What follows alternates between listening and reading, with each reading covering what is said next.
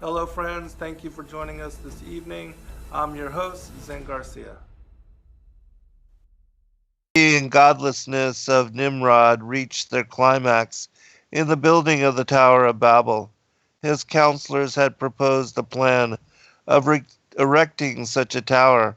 Nimrod agreed to it, and it was executed in Shinar by a mob of 600,000 men. Welcome, friends. I'm your host, Zen Garcia. This is Secrets Revealed on Truth Frequency Radio. We greatly appreciate all of you taking the time to join us this evening. I'm joined by my co-host, Rob Skiba, and we will be continuing our Genesis Revisited series. Rob, are you there, brother? I am here, Zen. How are you? Doing good, man. How about yourself? I know you put out a lot of material for the Take on the World conference, and you were also part of the panel there to, I guess, to end the whole, shebang. So, how was it? Yeah, it was good. It was a lot of work. I'm kind of glad. Yeah. I enjoy it, but I'm glad it's over. Right. Exactly. Yeah.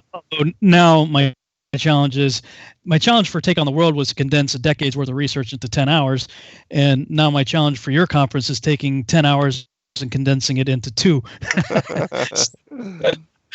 So still busy working on stuff, but looking around, man, it's almost like I just got to keep blinders on because the world's gone psycho. I mean, it really has. It really has. I mean, the insanity of everything. It's crazy, and things definitely seem to be accelerating with regard to the whole New World Order agenda. Yeah, I mean, the more I look at this, it's like, I think we're damned if Trump stays in, and we're damned if he's replaced. Like, we're screwed either way. Because I can't see either side agreeing with whatever the results are. And I can't see anybody just saying, "Oh, okay," And the other thing I'm thinking about today was with the. I was talking to a friend of mine that I kind of helped his business get started when he was just getting started. He was making wedding videos, out of his parents' basement, and he needed a guy to come in and just basically run errands for him, and pay somebody to do that kind of stuff. And so I did that at first, and then I told him, hey, listen, I know how to shoot video and I can edit too. So, over time, we learned nonlinear editing together, and his name is Mike. Mike and another guy named Mike and myself, 3 guys working out of a basement, basically took that business from doing wedding videos to having a multi-million-dollar business, over the course of quite a number of years. But we had like $1 million worth of equipment, and we're touring the country in 18-wheelers, full of equipment, doing big corporate events and stuff. And I hadn't spoken with him in a while since he's still in Massachusetts, and I moved down here in 2003.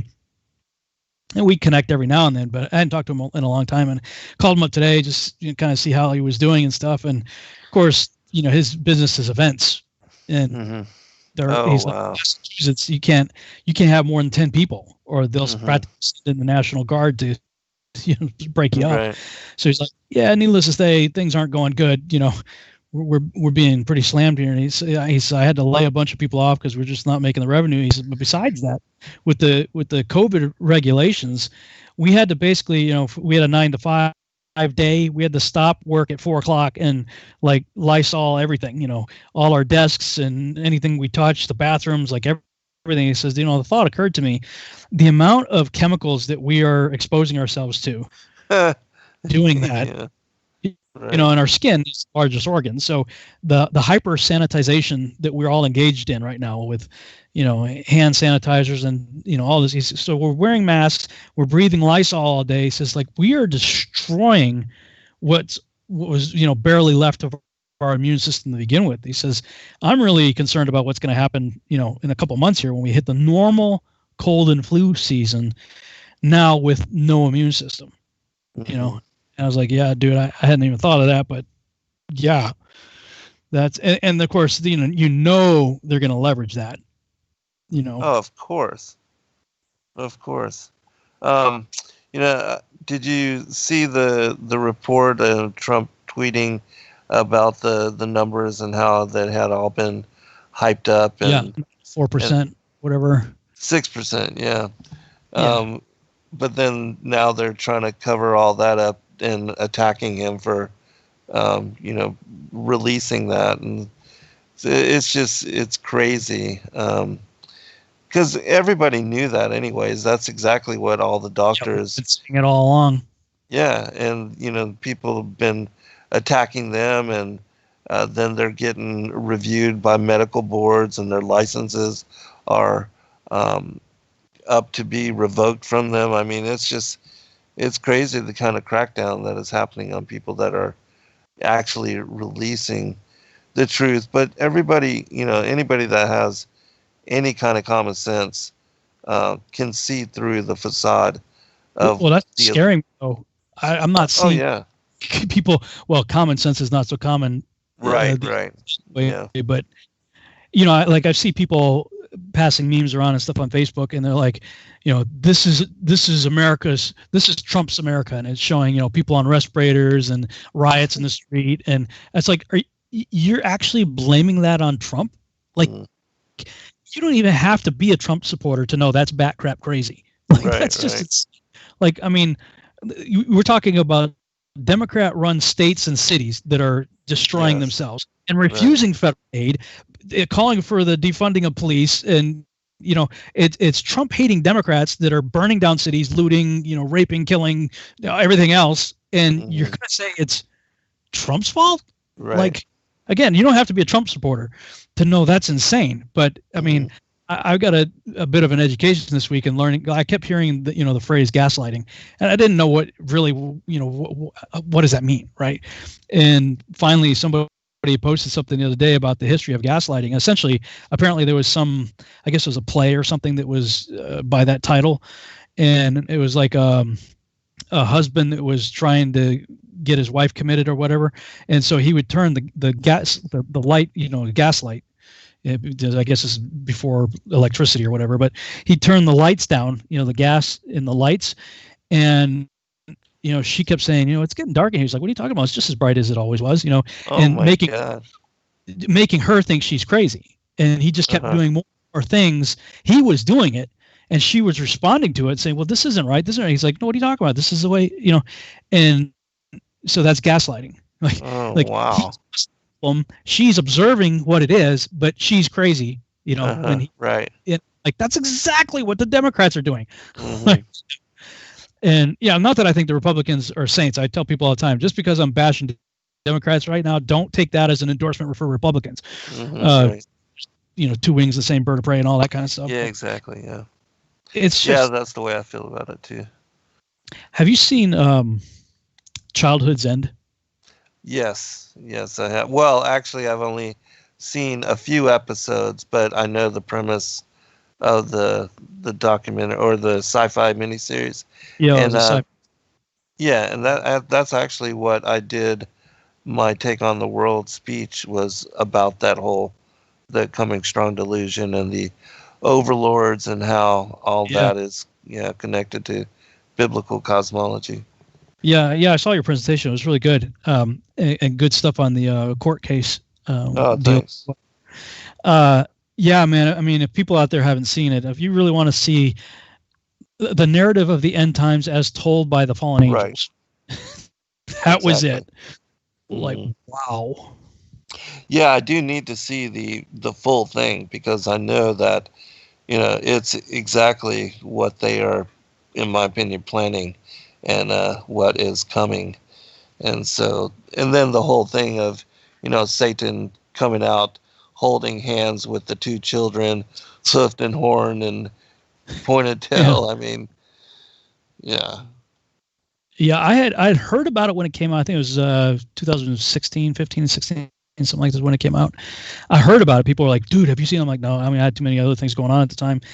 But I saw something caught my attention. It was like a trailer or a teaser or something from it. And I'm like, I remember people talk about this. I have some time, so I'm going to check it out as I was decompressing from Take on the World. And I watched it, and it was 3 episodes. They were like an hour and a half each on Amazon. And at the end of episode 1, I actually started choking up like a little bit, like tearing up a little bit, going, "Wow, Father, I think that's exactly what's going to happen." Mm-hmm. And and I was talking to Rick Hummer just before I got on with you, that again, this is why I believe biblical cosmology, flat Earth, whatever you want to call it, why it came out when it did. Right. Because how many movies have had the same premise in TV shows where mankind is destroying themselves and this Earth? So we need an outside source to fix everything. Yes. And like, if ever we were at that point, it's now. Like, everywhere, it's just gone completely crazy. You think, "Wow, right. I'm going to get out of the United States." Where are you going to go? Yeah, exactly. Yeah. That's any better. Because it's everywhere. It's worldwide. The insanity is everywhere. Well, so we just got to keep praying, man. And yeah, definitely. Get on the right page. At least we're, helping people to wake up to not only the revelation of biblical cosmology, but also the importance of it with regard to the coming strong delusion and the reign of the Antichrist and all of those things. And so, yeah, very important, even though, a lot of people believe it to be lunatic fringe and not worthy of even investigation. And so, yeah, that was why I addressed all those things in that presentation. So, if ever there was a time when, quote unquote, truthers are being vindicated, it's kind of like, right, we're all kind of like, "Yeah, told you so." Yeah, exactly. Yeah, we've been talking about this for a long time, Mm-hmm. Right. But so, I don't know where you want to go tonight. I last week on my show I was suggesting maybe we looked at the Joshua and Jubilee's account, but we never got that far because we just started talking after you read the Targums. Right. So I don't know where you want to go tonight. I've got Joshua and Jubilee's queued up if you wanted to go there, or we could do it. Yeah, let's do that.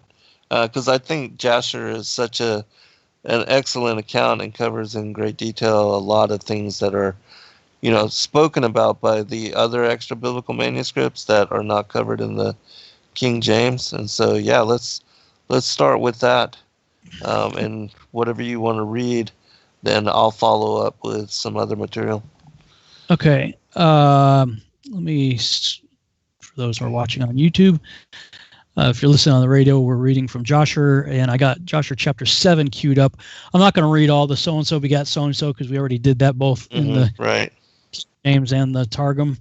So let me skip through that to the Peleg stuff, because there's something in here. I don't remember if it was here or in Jubilees. I think it was in Jubilees, but okay, here's a Joshua account of the garments, so I can pick up on that right here. Okay, I'll pick up on chapter 7, verse 23. All right. And Cush, the son of Ham, the son of Noah, took a wife in those days in his old age, and she bare a son, and they called his name Nimrod, saying, "At that time the sons of men began to rebel and transgress against God. And the child grew up, and his father loved him exceedingly, for he was the son of his old age. And the garments of skin which God made for Adam and his wife when they went out of the garden were given to Cush. For after the death of Adam and his wife, the garments were given to Enoch, the son of Jared. And when Enoch was taken up to God, he gave them to Methuselah his son. And at the death of Methuselah, Noah took them and brought them to the ark, and they were with him until he went out of the ark. And in their going out, Ham stole those garments from Noah his father, and he took them and hid them from his brothers. And when Ham begat his firstborn Cush, he gave him the garments in secret, and they were with Cush many days. So again, that's interesting, that Cush being the firstborn. Mm-hmm. There, for the longest time, I thought that Canaan was the firstborn, but as we've seen in other texts, that he was the youngest of four. So being Cush, Mitzrayim, Put, and Canaan. Mm-hmm. Cush oldest here. And Cush, he gave them his garments in secret, and they were with Cush many days. And Cush also concealed them from his sons and brothers. And when Cush had begotten Nimrod, he gave them those garments through his love for him. And Nimrod grew up, and when he was 20 years old, he put on the garments. And Nimrod became strong when he put on the garments. And God gave him might and strength, and he was a mighty hunter in the earth. Yea, he was a mighty hunter in the field, and he hunted the animals, and he built altars, and he offered upon them the animals before the Lord. And Nimrod strengthened himself, and he rose up from among his brethren, and he fought the battles of his brethren against all the enemies round about. I think I read this already. This sounds familiar, because we got to the point where everybody was with him, 600,000 men and Shinar. Pretty sure I read this already. And the wars between the brothers, yeah. And then they gathered and dwelt in Shinar. Verse 45, all the nations and tongues heard of his fame. He was king over the whole earth. Earth was one tongue. Yes. And Mardon, I did read this, because Mardon, his son, was more wicked than his father. Right. Yeah, so are we up to Abraham then, this story? So, yeah, we didn't do... I must have read this. It wasn't last week. I must have read it on your show the week before that, when we were covering the Table of Nations, probably. Right. So let me hold off on Joshua then, because Genesis 12 gets into more of Abraham, and that's where Joshua gets into Abraham and Terah in 8. So let me go over to Jubilees, because there was something in Jubilees that caught my attention. We did read about him finding the writings of the Watchers in Jubilees 8, and I think that's where we ended that. So he sinned and he hid it from Noah. So I'll pick up at verse 5 then. And in the 30th Jubilee, in the second week, in the first year thereof, he took to himself a wife, and her name was Milcah, the daughter of Madai, the son of Japheth. And in the 4th year he begat a son, and called his name Shelah, for he said, truly I have been sent. And in the 4th year he was born, and Shelah grew up and took to himself a wife, and her name was Muach, the daughter of Kasad, his father's brother, in the 31st Jubilee, in the 5th week, in the first year thereof. And she bare him a son in the 5th year thereof, and he called his name Eber. And he took unto himself a wife, and her name was Azurad, the daughter of Nebrod. Now, that's interesting. I wonder if that's Nimrod, because that's the spelling that the Septuagint uses for Nimrod, Nebrod. Huh. So, what? So, are you aware of any other text that talks about that? Eber, he's the guy from which we get the word Hebrew. So he's the answer to Abraham. And Eber took a wife, and her name was Azarah, the daughter of Nebrod. Are you aware of that? Are you aware of? No, but now that you pointed it out, I will look for that particular name in some of these other texts. Maybe let you know next show. Okay. And the 6th year thereof, in the 32nd Jubilee, in the 7th week, in the 3rd year thereof. And in the 6th year thereof, she bare him a son, and he called his name Peleg, for in the days when he was born, the children of Noah began to divide the earth amongst themselves. For this reason, he called his name Peleg. And they divided it secretly amongst themselves and told it to Noah. And it came to pass in the beginning of the 33rd Jubilee that they divided the earth into 3 parts, for Shem and Ham and Japheth, according to the inheritance of each. In the 1st year, in the 1st week, when one of us who had been sent was with them. One of us who has been sent, that must be, I wonder if that's an angel talking here, because Jubilees is written by the angels, yeah. In the 1st year, in the 1st week, when one of us who had been sent was with them. And he called his sons, and they drew nigh to him, they and their children, and they divided the earth into lots, which his 3 sons were to take in possession. And they reached forth their hands and took the writing out of the bosom of Noah their father. And they came forth, and there came forth on the writing as Shem's lot the middle of the earth, which he should take as an inheritance for himself and for his sons for the generations of eternity, from the middle of the mountain range of Rapha. You familiar with that? Rapha? And the mouth of the water from the river Tina, and his portion goes towards the west through the midst of this river, and it extends till it reaches the water of the abysses, out of which this river goes forth, and pours its waters into the sea Miat. And this river flows into the great sea. And all that is towards the north is Japheth, and all that is towards the south belongs to Shem. And it extends till it reaches Caruso. This is in the bosom of the tongue, which looks towards the south. And his portion extends along the Great Sea, and it extends in a straight line until it reaches the west of the tongue, which looks towards the south. For this sea is named the tongue of the Egyptian Sea, presumably maybe the Nile. And it turns from here towards the south, towards the mouth of the Great Sea on the shore of its waters, and it extends to the west of Afra, assuming that's Africa, and it extends till it reaches the waters of the river Gihon, and to the south of the waters of Gihon to the banks of this river. And it extends towards the east till it reaches the Garden of Eden, to the south thereof, to the south and from the east of the whole land of Eden. And of the whole east, it turns to the east and proceeds till it reaches the east of the mountain named Rapha, and it descends to the bank of the mouth of the river Tina. This portion came forth by lot for Shem and his sons, and they should possess it forever unto his generations forevermore. And Noah rejoiced that this portion came forth for Shem and his sons, and he remembered all that he had spoken with his mouth in prophecy, for he had said, Blessed be the Lord God of Shem, and may the Lord dwell in the dwelling of Shem. And he knew that the Garden of Eden is the Holy of Holies, in the dwelling of the Lord, and Mount Sinai, the center of the desert, and Mount Zion, the center of the navel of the earth. These three were created as holy places facing each other.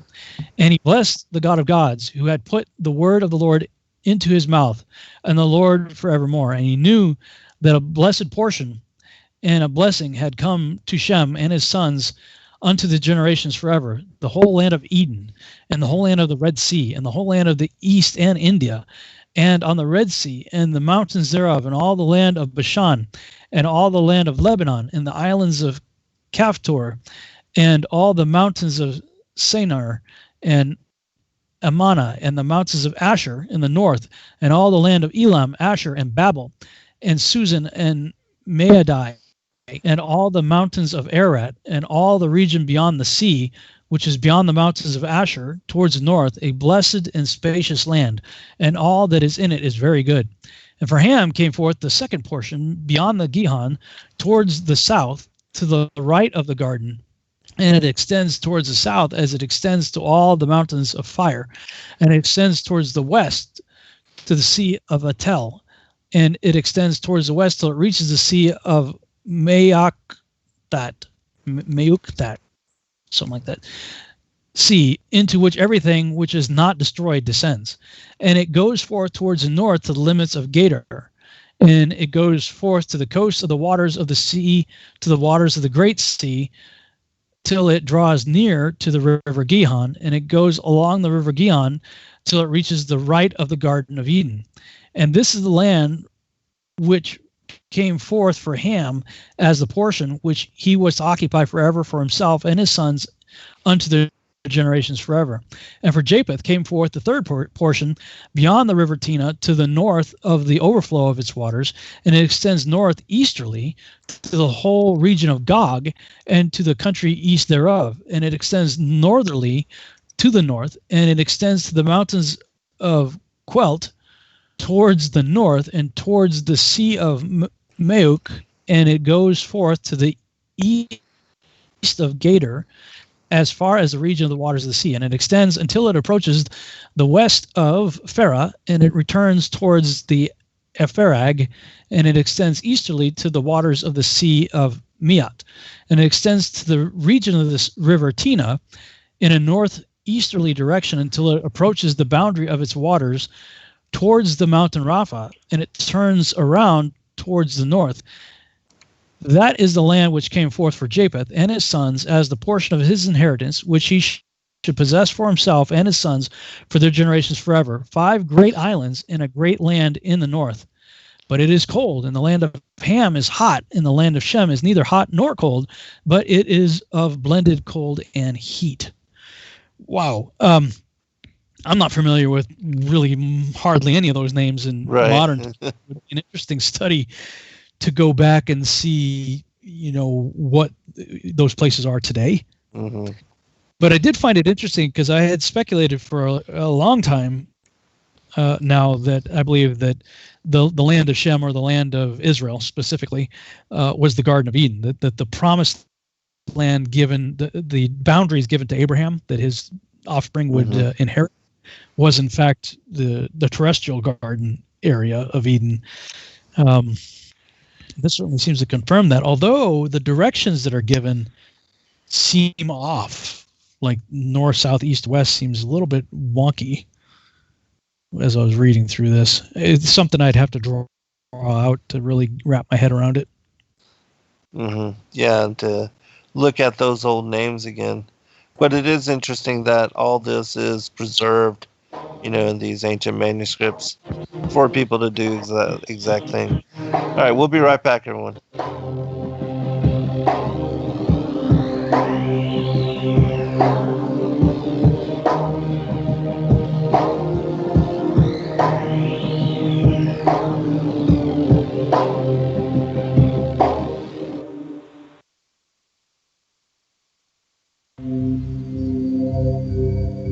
Discover the extraordinary powers of intuitive healing with pain transmutation, a method of holistic healing for the human soul, body, mind, and emotions.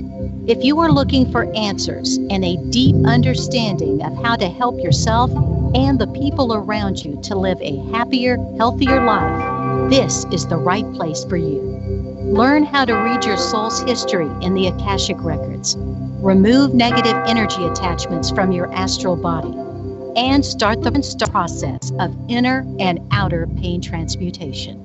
Join Pain Transmutation Community to get started on the path of intuitive healing. Change your energetic state, manifest new and exciting experiences, re-energize your life, and build inspiring connections with others in our community.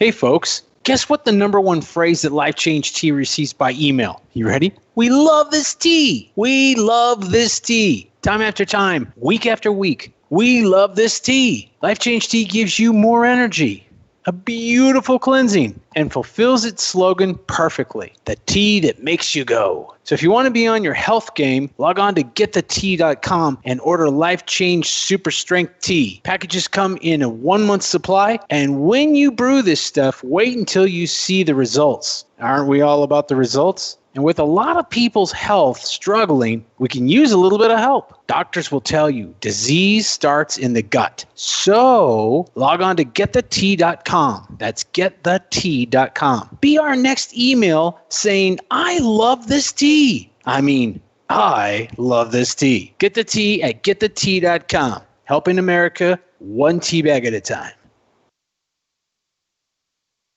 Greetings, Earth Explorers. My name is Brooks Agnew, and I am your host on X Squared Radio every Sunday evening at 8 p.m. Eastern Time on the Truth Frequency Radio Network. This is where the past meets the future. We explore the mysteries of the universe and of the Earth. We might go a little past your imagination, but have no fear. You will be safely traveling with us. We will dissolve the propaganda of dangerous people with dangerous plans for the planet. We will discuss the latest technologies and challenges for humankind. We will discover the safest place for you to stand when the thinkings and doings of mankind come flying apart, and how you can be one of the people that helps put it back together. Join us.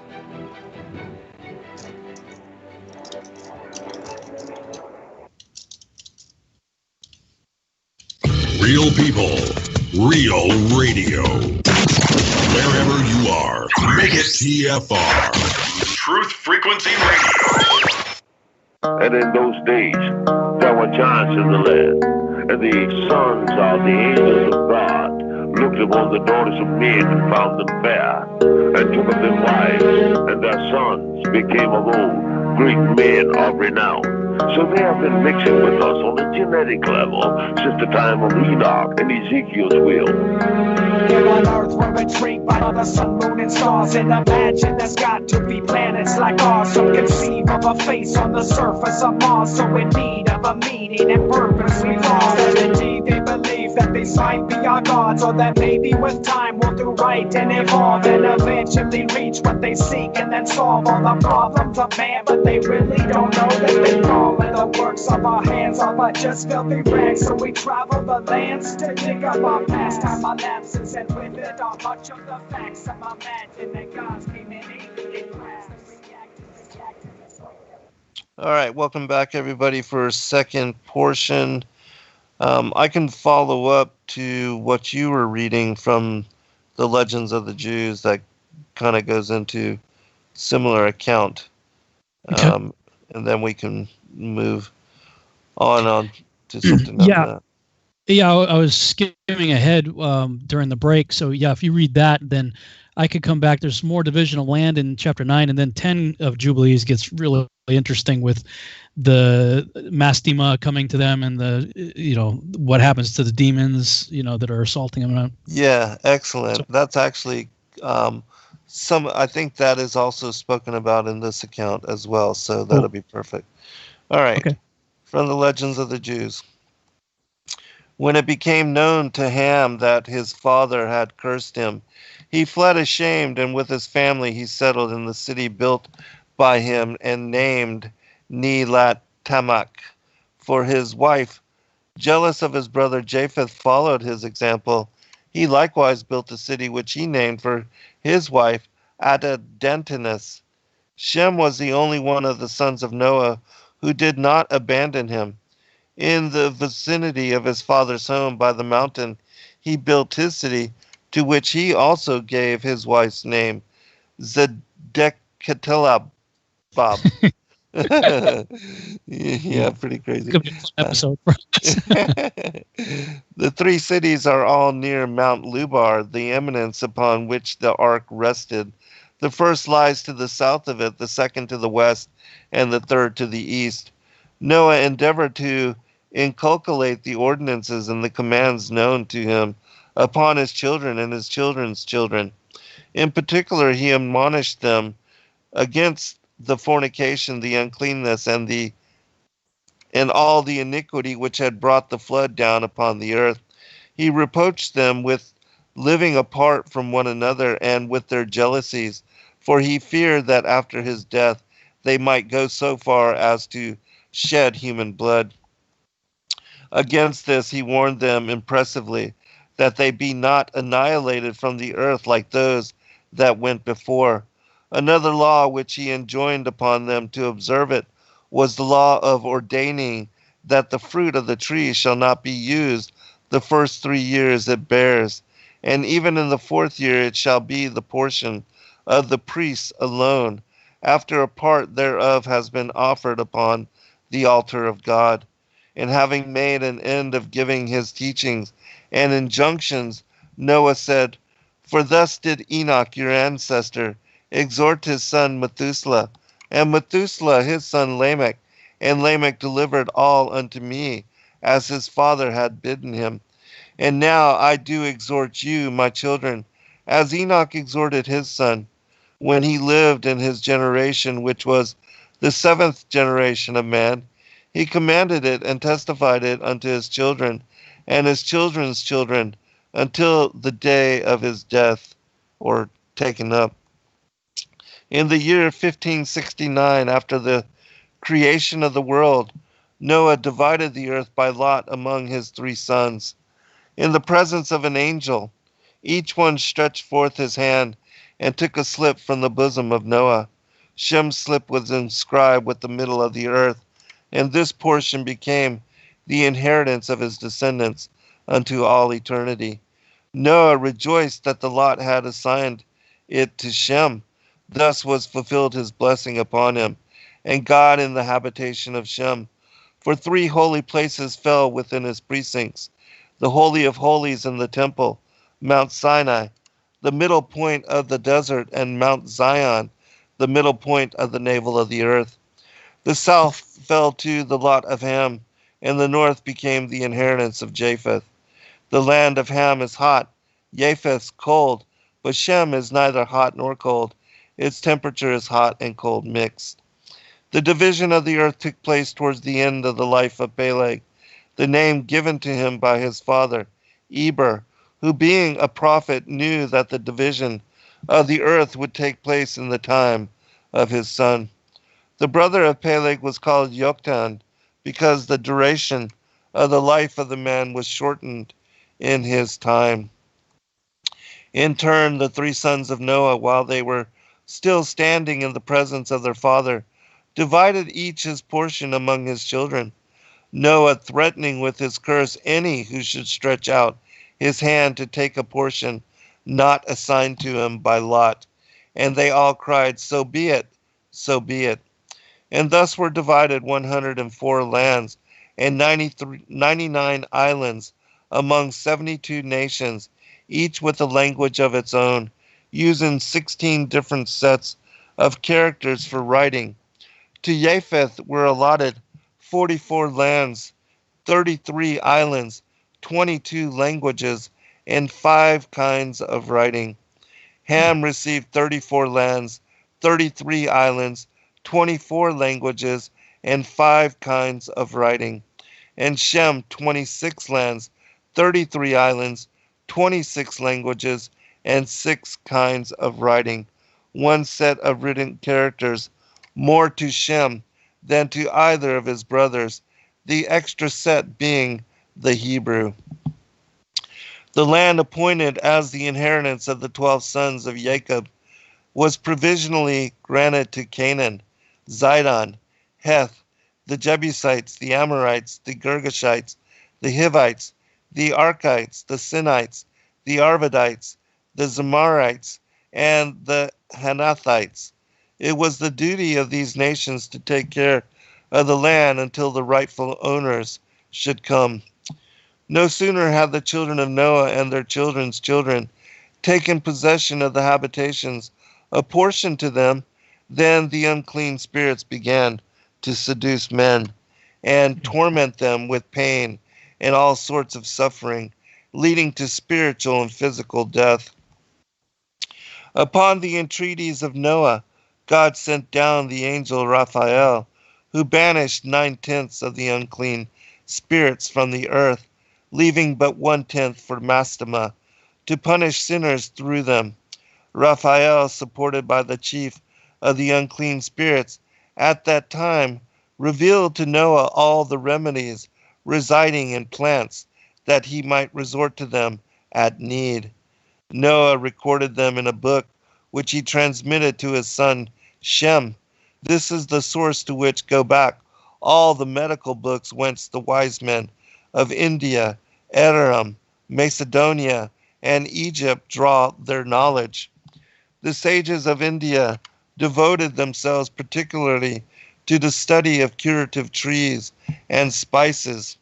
The Armenians were well versed in the knowledge of the properties of grains and seeds, and they translated the old medical books into their language.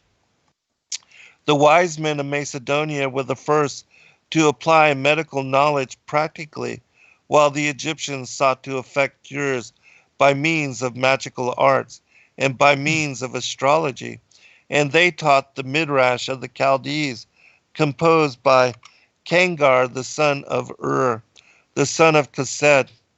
Medical skills spread further and further until the time of Asclepius. This Macedonian sage, accompanied by 40 learned magicians, journeyed from country to country until they came to the land beyond India in the direction of paradise. They hoped there to find some wood of the tree of life, and thus spread their fame abroad over the whole world. Their hope was frustrated when they arrived at the spot. They found healing trees and wood of the tree of life, but when they were in the act of stretching forth their hands to gather what they desired, lightning darted out of the ever-turning sword, smote them to the ground, and they were all burnt. With them disappeared all knowledge of medicine, and it did not revive until the time of the first Artaxerxes, under the Macedonian sage Hippocrates. Scordius of Bela, Galen of Caphtor, and the Hebrew Asaph. Wow. And that's where it stops. Well, that was Legend of the Jews? Yes. Wow. I was trying to write it down quickly. I didn't get it down quick enough. Can you go back to the part where it said how many lands, languages, and writings each one had? Japheth, Shem, and Ham? Yeah, sure. Okay. So 72 nations. So that's interesting. 72 nations, 16 different characters. This must be, obviously written in retrospect, looking back, because the land hadn't yet been divided until the Tower of Babel. Right. As far as languages go. Mm-hmm. Thus were divided 104 lands and 99 islands among 72 nations, each with a language of its own, using 16 different sets of characters for writing. To Japheth were allotted 44 lands, 33 islands, 22 languages, and 5 kinds of writing. Ham received 34 lands, 33 islands, 24 languages, and 5 kinds of writing. And Shem, 26 lands, 33 islands, 26 languages, and 6 kinds of writing. One set of written characters more to Shem than to either of his brothers, the extra set being the Hebrew. I can send this chapter to you, too. Yeah. That paragraph. That's fascinating. A lot of stuff there, because you mentioned Asclepius, and it's weird because you think, okay, you have Greek mythology and stuff, and I've said this many times. I'm like, look, we have the Table of Nations in Genesis chapter 10, and from Genesis 9 we see the whole earth was populated from them. So every people group has to go back to these people that are described right there, who begat who. And I have frequently made note of the fact that the Caphtorim settled the island of Crete, and Crete is where all of Greek mythology originates from. So I've been saying all that for a long time, but I didn't and I've even said, so if you want to know where Greek mythology comes from, it goes back to, obviously it's going back to Caphtor. But then I didn't think to narrow it down to actual personalities from Greek fame, like Asclepius, for instance. And at one point you mentioned Asclepius there. At the very end. Yeah, and which group was it? Was it Ham's group that went into, instead of herbs and stuff, going to magical incantations and stuff? Or yeah, I think it was Ham's group. Let me look again here.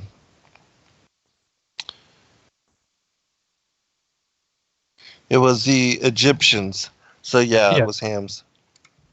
Yeah, because they got into the magic arts and stuff like that. Yeah. Because I always wondered, the Chinese and astrology.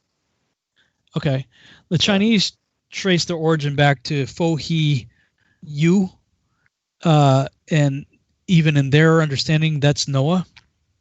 And so, I've often wondered, why is it that we talk about like Chinese herbs, for when you're looking for alternative medicine. Right.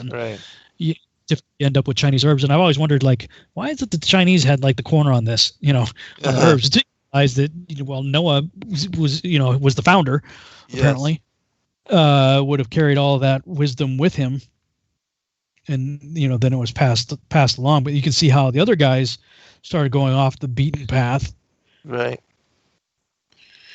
Yeah. Even the, I've seen this presentation on the Chinese language, and all the symbols date back to and are connected to, like the flood, even the symbol for the tower and the separation of the languages.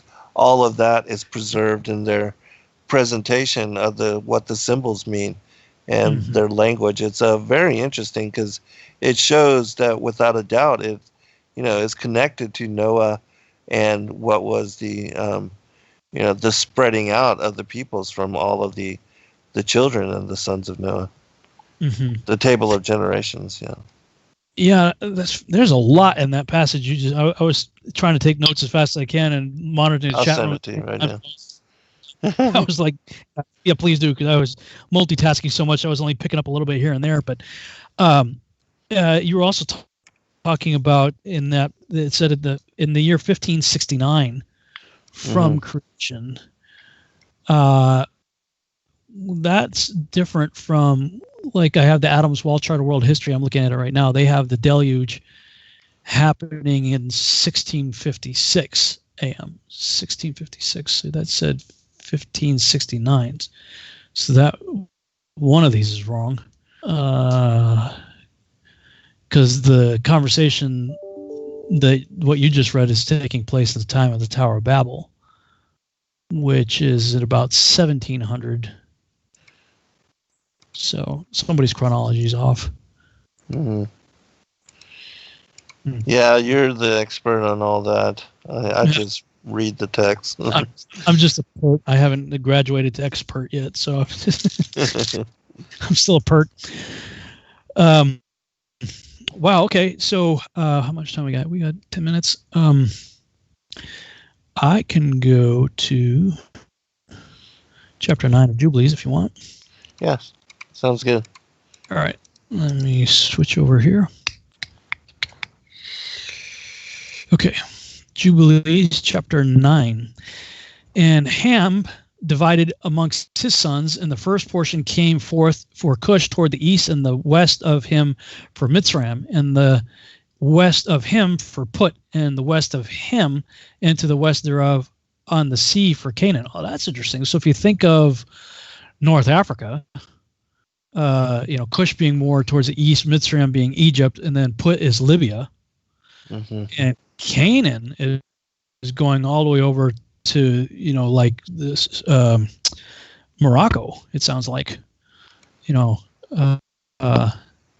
towards the sea there, and then like Canaan certainly made his way across the sea over to the land that became known as Canaan, which we call Israel now. Interesting. Right. And Shem also divided amongst his sons, and the first portion came forth. This is interesting. It says Shem divided amongst his sons, and the first portion came forth for Ham and his sons. I'm wondering if that's a typo, or because Ham's not of the line of Shem. That's interesting. Right. To the east of the river Tigris, till it approaches the east, the whole land of India. That's interesting. And on the Red Sea, on its coast, in the waters of Dedan, and all the mountains of Mebri and Elah, and all the land of Susan, and all that is on the side of Farnak, to the Red Sea and the river Tina. I'm really wanting to know what the river Tina is. And for Asher came forth, and the mountain that was mentioned earlier too, that was sort of the center point. What was the name of it? Lubar. Lubar? Was that it? Sinai, Zion, Eden. Yeah, I would really love to know what the current names are. And for Asher came forth the second portion, all the land of Asher and Nineveh and Shinar, and to the border of India, and it ascends and skirts the river. And for Arphaxad came forth the third portion, all the land of the region of the Chaldees to the east of the Euphrates, bordering on the Red Sea, and all the waters of the desert close to the tongue of the sea, which looks towards Egypt, and all the land of Lebanon and Sinir and Ammana to the border of the Euphrates. And for Aram came forth the fourth portion, all the land of Mesopotamia between the Tigris and the Euphrates to the north of the Chaldees, to the border of the mountains of Asher, and the land of Arara. And there came forth for Lud the fifth portion, the mountains of Asher, and all the appertaining and all appertaining to them, till it reaches the Great Sea, and till it reaches the east of Asher his brother. And Japheth also divided the land of his inheritance amongst his sons. And the first portion came forth for Gomer to the east, and from the north side to the river Tina. And in the north there came forth for Magog all the inner portions of the north, until it reaches to the Sea of Miat. And for Madai came forth as his portion, that he should possess all the west of his two brothers to the islands and to the coasts of the islands. And for Javan came forth the fourth portion, every island, and the islands which are towards the border of Lud. And for Tubal there came forth the fifth portion, in the midst of the tongue, which approaches towards the border of the portion of Lud, to the second tongue, and to the region beyond the second tongue, unto the third tongue. And for Meshach came forth the sixth portion, all the region beyond the third tongue, till it approaches the east of Gader. And for Tiras there came forth the seventh portion, 4 great islands in the midst of the sea, which reached to the portion of Ham, and the islands of Kamaturi came out by lot for the sons of Arphaxad as his inheritance. And thus the sons of Noah divided unto their sons in the presence of Noah their father, and he bound them all by an oath, imprecating a curse on every one that sought to seize the portion which had not fallen to him by his lot. And they all said, so be it, for themselves and their sons forever throughout their generations to the day of judgment, on which the Lord God shall judge them with the sword and with fire for all the unclean wickedness of their errors, wherewith they have filled the earth with transgression and uncleanness and fornication and sin. Well, we see the land that was given to Shem was certainly taken over by Canaan. Yes, absolutely. Mm-hmm. So, I mean, that could be part of the curse there. Yeah, definitely, it is. Because they all agreed. Yeah, but I'll share something after you read the next chapter, which is directly connected to that. It's in the Keber Nagas. Okay, I know we got like 4 minutes before the break. The other thought that came to me is that how did they know all these lands existed? I mean, they just get off the ark, right? And I mean, they must have had some significant transportation, probably aerial. I would think you would almost have to have aerial transportation to observe all these lands for them to sit down and say, okay, lay it out on a map. Mm-hmm. And then, okay, you get here, you get these islands. I mean, if you think of where they landed in Turkey, right? I mean, like, how did they know about all the lands as far west as the Straits of Gibraltar and, mm-hmm. The regions of Spain and Europe and right. Every place they just divided out here. Like, if we're to take this, unless the angel had something to do with it, because it says the angel was there with them when they decided to cast the lot. So maybe, Noah got an aerial tour. Possibly. We certainly know that Enoch did. And then, even with the Piri Reis map, it shows Antarctica at a time when it was not covered by all of the, the ice and the snow. And those maps were taken from other ancient maps. And so there could have been, even like going back to the Atlantean times, that maybe there was exploration of the earth in a greater capacity, and also the as far as writing it all down and providing maps, and maybe in that way the people were familiar even before the Noah and his family were preserved, and then coming forth to divide everything, that they were already knowledgeable of what was according to the land and the nations and all of that. Speculation, but certainly those maps had to come from somewhere. Well, yeah, like I've always wondered, like how much of the topography would have remained even remotely familiar to them after the whole earth being covered with a flood for a year. Mm-hmm. I mean, and there's many believe that the mountains and stuff, many of the mountains rose up after the flood, which if what I was saying in the previous broadcast is true about Peleg and the earth dividing, his name means violent separation by earthquake and water, to make a channel for water, and his brother's name Joktan means to be made small from something bigger. Right. if we believe in the idea of tectonic plates moving around, and that the uplift of the mountains, which is interesting, even when I was believed in the globe deal.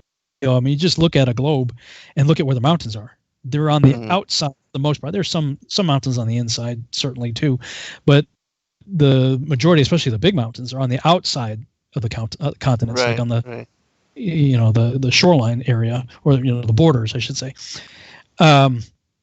So it makes sense to me that things got shifted around and mountains started growing. So, like, how much would have, between the sifting of whatever was happening under the water for a year, with the currents and everything else that was taking place during the year that the Earth was covered with water, to afterwards, and then in the days of Peleg when there was massive uplifts. I mean, it had to be pretty tough to, oh yeah, I remember that. Right. Yeah. Man. Yeah. Hold on, everyone. We'll be right back for a second hour.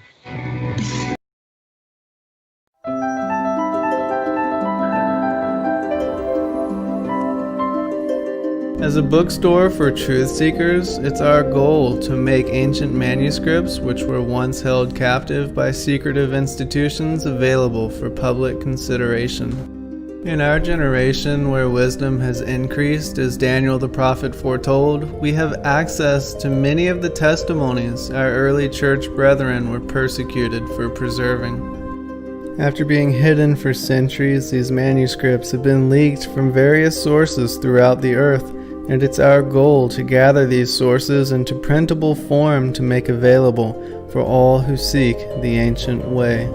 If you're looking to deepen your studies of the biblical narrative, find these ancient manuscripts and more at sacredwordpublishing.com.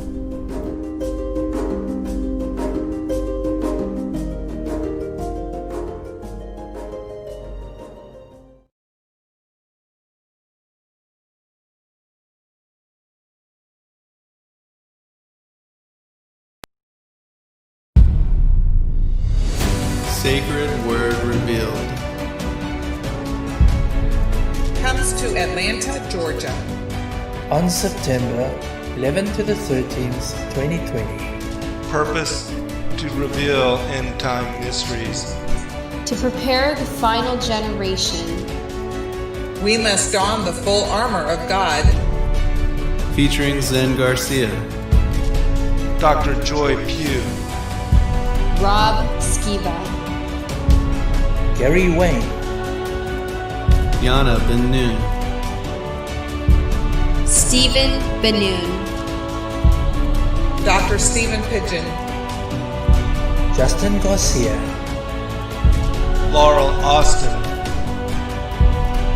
Nathan Reynolds. Buy your tickets now at sacredwordrevealed.com.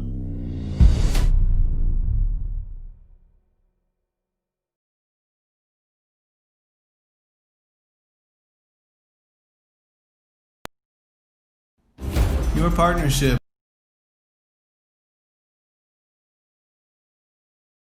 and weekly video content. You also make a huge impact across the earth in orphanages in Myanmar, India, Uganda, and Kenya. Your support is crucial for the development of the ecclesia of real truth seekers. We thank you for joining us in hosting Secrets Revealed, Momentary Zen, the Digital Readers Club, Ask Me Anything series, and other shows that have helped lead so many to the truth of salvation. To become even more involved, please visit patreon.com/sacredwordpublishing, where you can partake in exclusive, interactive, patron-only content and help us continue shining the light of love in this darkened world.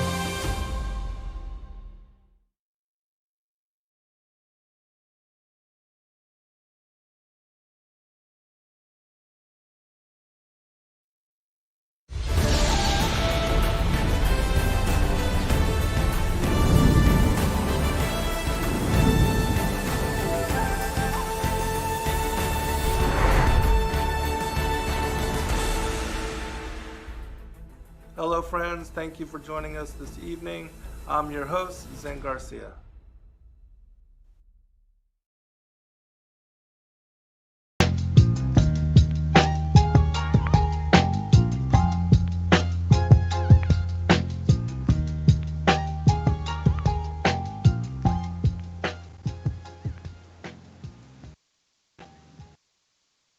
All right, welcome back, everybody, for a second hour. I had looked up what you were talking about as far as the name Joktan, and it says the meaning here is he will be small.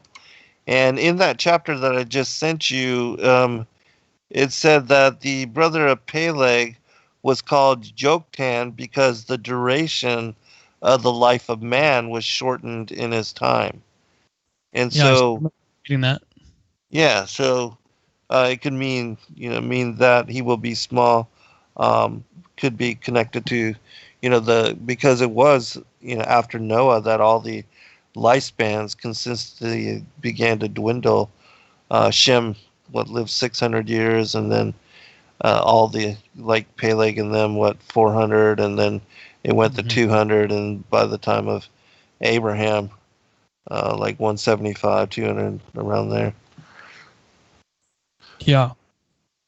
But anyways, let me turn it back over to you. You were going to go into the next chapter of Jubilees. Oh, chapter 10, yeah. Okay. Yeah. Switch over.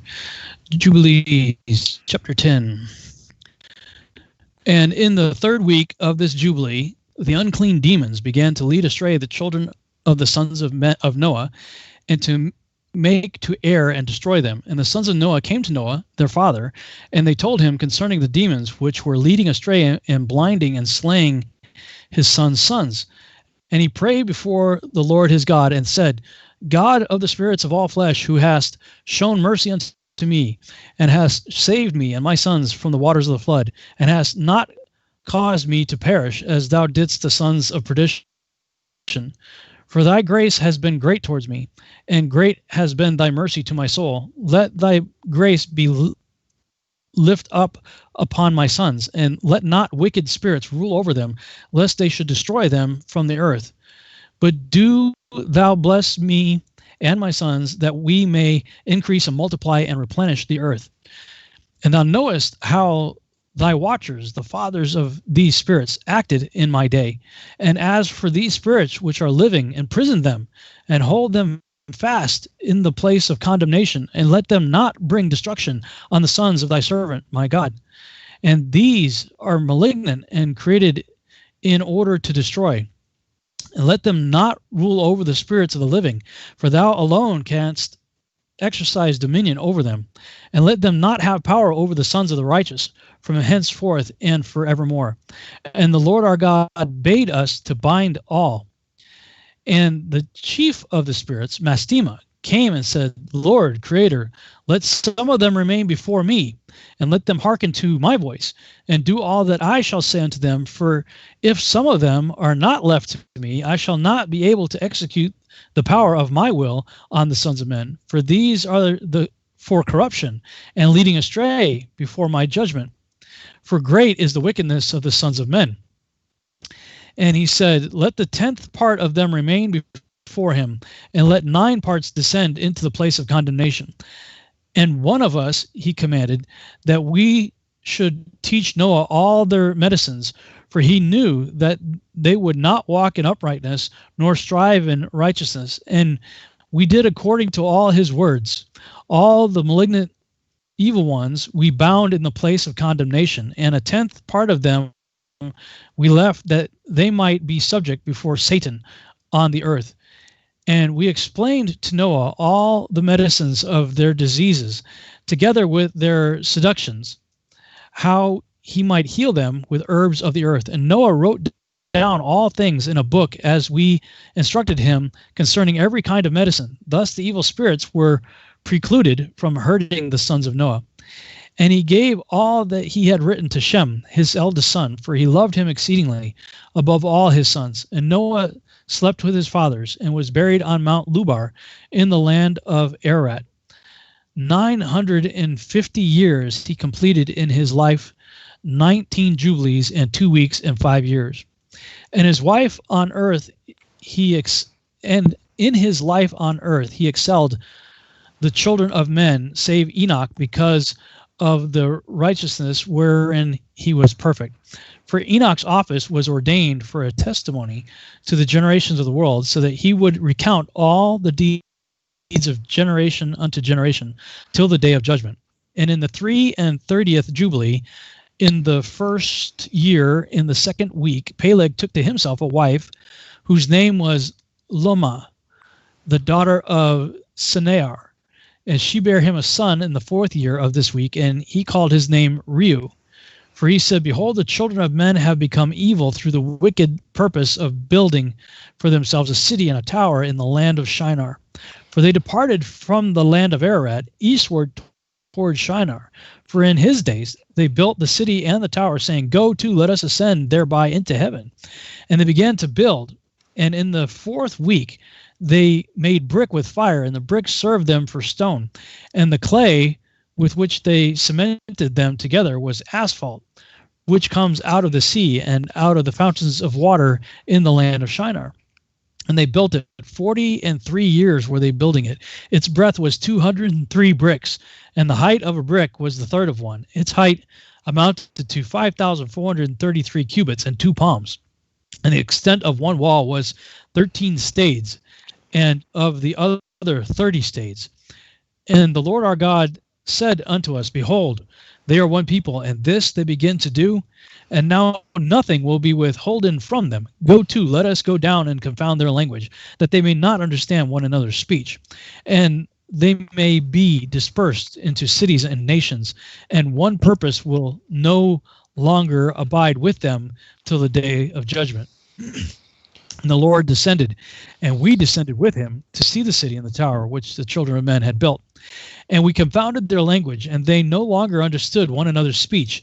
And they ceased then to build the city and the tower. For this reason, the whole land of Shinar is called Babel, because the Lord did there confound all the language of the children of men. And from thence they were dispersed into their cities, each according to his language and his nation. And the Lord sent a mighty wind against the tower, and overthrew it upon the earth. And behold, it was between Asshur and Babylon, in the land of Shinar. And they called its name Overthrow. In the 4th week, in the 1st year, in the beginning thereof, in the 34th Jubilee, were they dispersed from the land of Shinar. And Ham and his sons went into the land which he was to occupy, which he acquired as his portion in the land of the south. And Canaan saw the land of Lebanon to the river of Egypt, that it was very good. And he went not into the land of his inheritance to the west, that is, to the sea.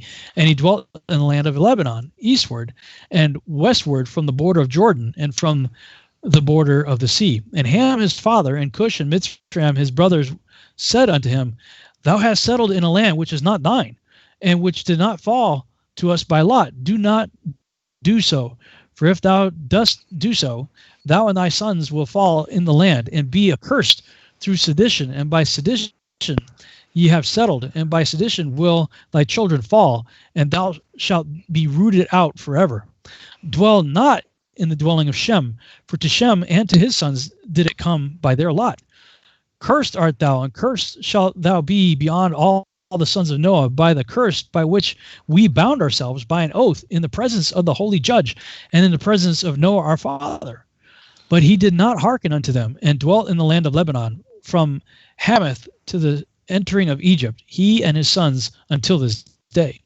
And for this reason that land is named Canaan. And Japheth and his sons went towards the sea, and dwelt in the land of their portion. And Medai saw the land of the sea, and it did not please him. And he begged a portion from Ham and Asher and Arphaxad, his wife's brother. And he dwelt in the land of Media, near to his wife's brother until this day. And he called his dwelling place and the dwelling place of his sons Media, after the name of their father Medai. That's interesting, man. Like I'm visualizing, whenever we read Genesis chapter 11, come let us go down. Mm-hmm. We never really think about it. Like if there's 70 angels in the Divine Counsel, the Heiser's doctoral thesis, talking about the Divine Counsel. that they all went down. Like it Right. was like this big parade. And what The did that whole look council, like? yes. Council came down, and you got 600,000 men, according to Josher, working on this project. And like I'm envisioning in my head visually what that would look like on the motion picture screen. Like these cool looking angels coming down, 70 of them, and going and just touching people on the head. Boop. And, now you're speaking Chinese. Yeah, no, right. You're speaking English or whatever. They get kind of boop. And what did that visually look like when they all came down and mingled amongst the men and then confounded their languages and dispersed them? That's a pretty visual, just kind of working that out in your head. Yeah, how exactly, because even the power of the Almighty, how they would just achieve that. Was it just thought processes, or like you said, a touch on the shoulder, a touch on the head, or maybe they even, hit them in their third eye or something. Well, that. I'm envisioning just kind of, they just, this energy coming out of their hands, hitting the people in the head or whatever, and they, all of a sudden they start speaking another language, and the neighbor's like, what are you talking about? They get into a fight because they can't understand each other. Yeah. And the angels are just kind of going through, just 600,000 being divided up into 70. Yeah, that's very interesting. And, in the Targum, it says also that it was the word of the Lord that came down with the angels as well, and that divided and confounded the tongues and the tribes. And I can accept that, and believing that Yeshua went around and that extra language that Shem had, apart from his brothers, because they all have Japheth 22, Ham was at 24, I think, languages, and Shem 26, I think was the numbers, something like that. Does that sound right? I can tell you. I just sent it to you. They said the extra number being Hebrew. Right. Let's see, 22 plus 24. Yeah, well, that's 72. 72 nations. So you could, 22 languages to Japheth, 24 Ham, and 26 to Shem. Mm-hmm. Yes. Yeah, that's right. So, I could see Yeshua going through as the Word, tapping the people that are going to end up speaking Hebrew among the other languages. Yeah, very interesting consideration. Yeah, a lot going on there. And so we do see that this is where Canaan said, I like it, because we see them leaving from. So if you imagine where the plains of Shinar are in the so-called fertile crescent, of the Levant, and they're making their way north, probably following the same basic path that Abraham took out of Ur of the Chaldees up to Haran in the north, and then descending down through Lebanon into the land that became known as Canaan. And they get into that land, and Canaan's like, yeah, I think I'm gonna stay here. And they're like, dude, this is not your land, man. Right. Like, you can't do it. His brother's saying no. He's like, yeah, I'm doing it. Yeah, I'll share a passage from the Kebra Nagast, which is specific to this as well, as far as, Canaan renting the land. It says, now it was Canaan who rent the kingdom from the children of Shem, and he transgressed the oath which his father Noah had made them to swear.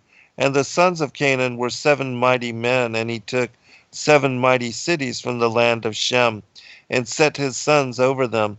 And likewise he also made his own portion double. And in latter days God took vengeance upon the sons of Canaan, and made the sons of Shem to inherit their country.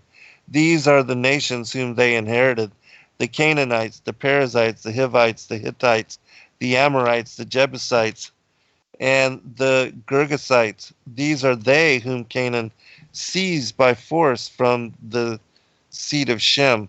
For it was not right for him to invade his kingdom and to falsify the oath. And because of this they ceased to be.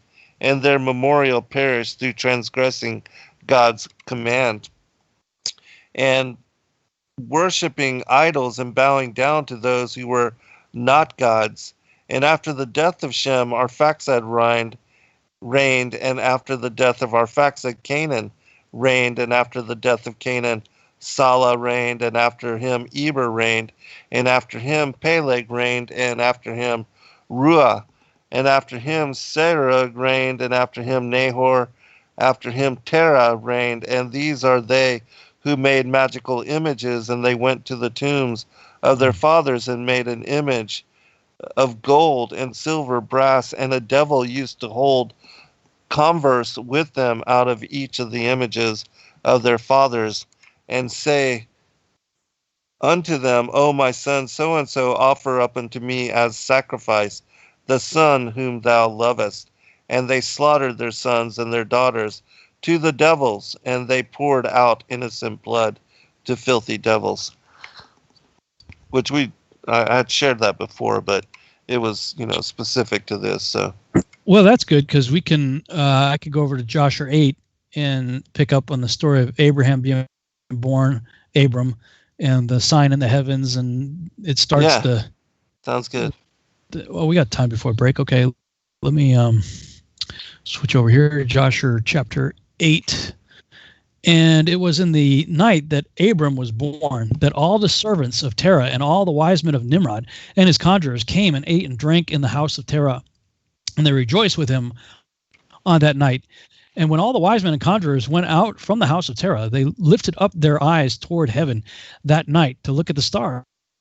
And they saw, and behold, one very large star came from the east and ran in the heavens, and he swallowed up the 4 stars from the 4 sides of the heavens. And all the wise men of the king and his conjurers were astonished at the sight. And the sages understood this matter, and they knew its import. And they said to each other, this only betokens the child that has been born to Terah this night, who will grow up and be fruitful and multiply and possess all the earth, he and his children forever, and he and his seed will slay great kings and inherit their lands. And the wise men and conjurers went home that night, and in the morning all these wise men and conjurers rose up early and assembled in the appointed house.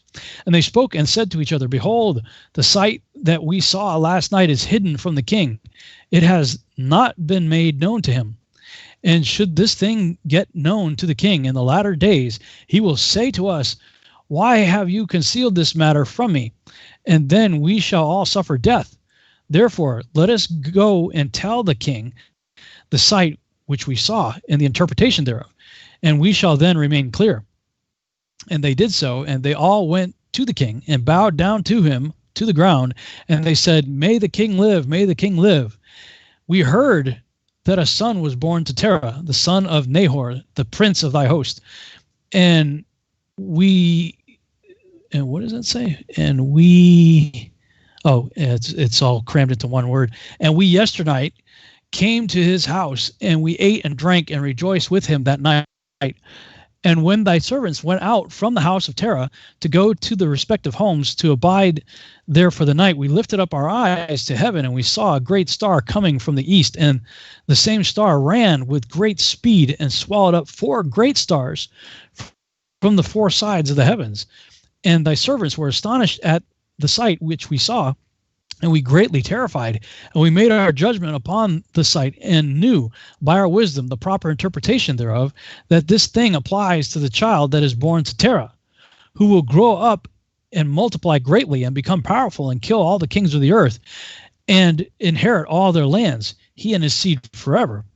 And now, our Lord and King, behold, we have truly acquainted thee with what we have seen concerning this child. If it seemeth good to the king to give his father value for this child, we will slay him before he shall grow up and increase in the land, and his evil increase against us, and we and our children perish through his evil. And the king heard their words, and they seemed good in his sight, and he sent and called for Terah, and Terah came before the king.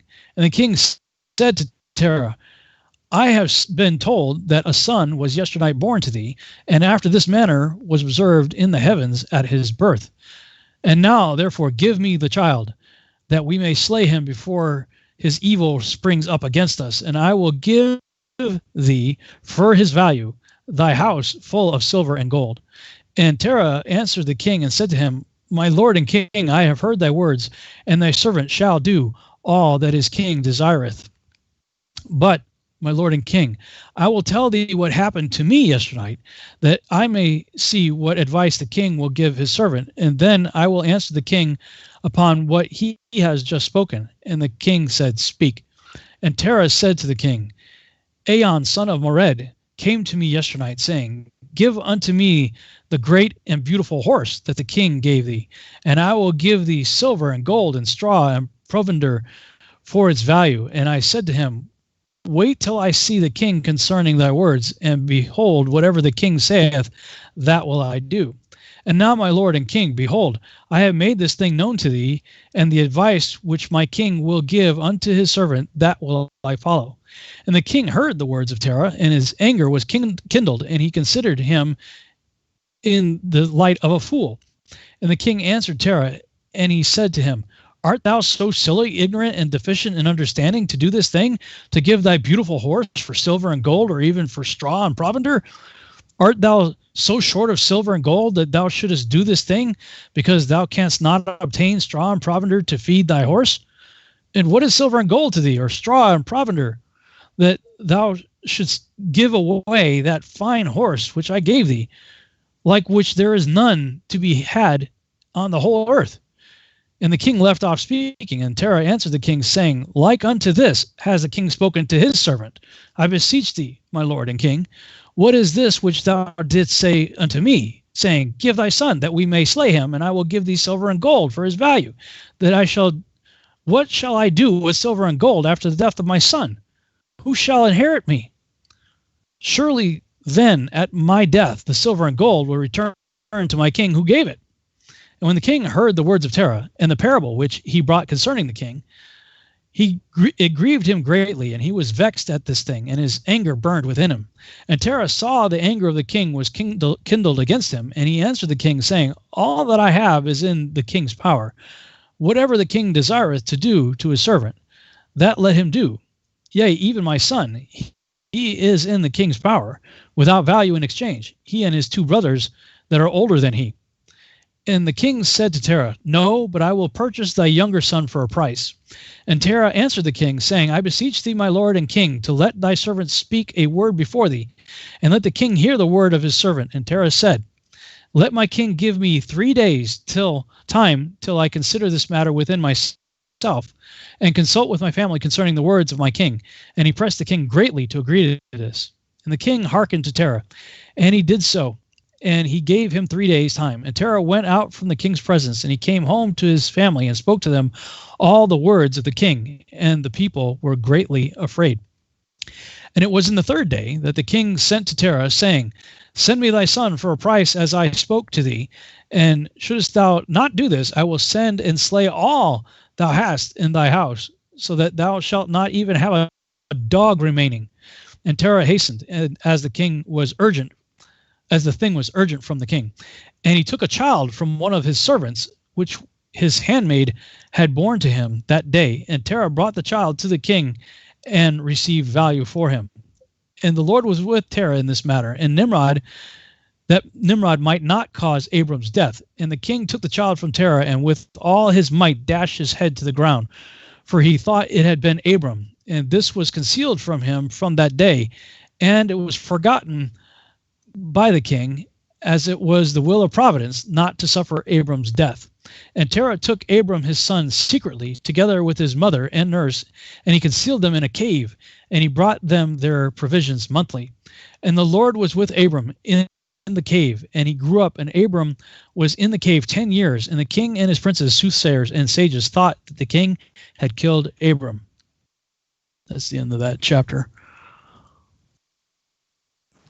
Yeah, that's a fascinating story, and it's, again, one of those that is not included in the King James, but, it foreshadows, in my opinion, even the coming of Messiah in the same manner that the star preceded his birth, and then also all the prophecies that were associated, and how his kingdom, even though it would be with his return, but that Abram would overthrow Nimrod's kingdom, and that the worship of the idols, and even the world's belief that he himself was a god. And so the pagan ideology, and even their practice of ritual sacrifice, the blood sacrifice, and the offering of their own children to devils, as we saw in that previous passage. So, a very important distinctions between what is the worship of the true God and what was the pagan mythologies that worship this pantheon of gods and goddesses, and that incorporated into their reverence the blood sacrifice and the offering of victims and children's in ritual. All right, we'll be right back, everyone.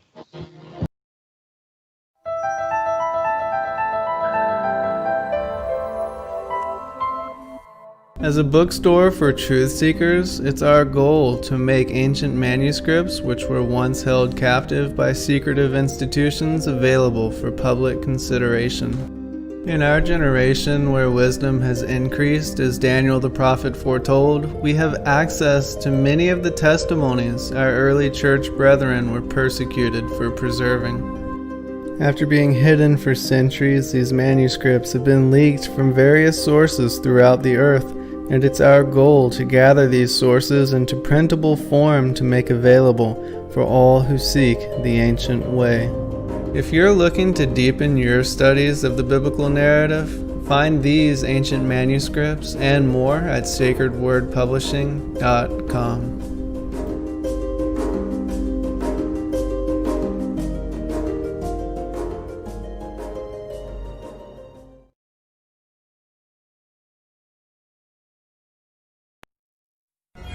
Everyday questions arise. Are the stories in the Bible true? What if I told you that there are hundreds of confirming witnesses, which give intricate detail to the stories in the Bible? Have you ever found yourself deep in the rabbit hole with questions that no one seemed to have the answers to? Join us every other Friday at 9 p.m. Eastern Time for our Ask Me Anything series with author and researcher Zen Garcia, as he sheds light on the mysteries which have us all searching together.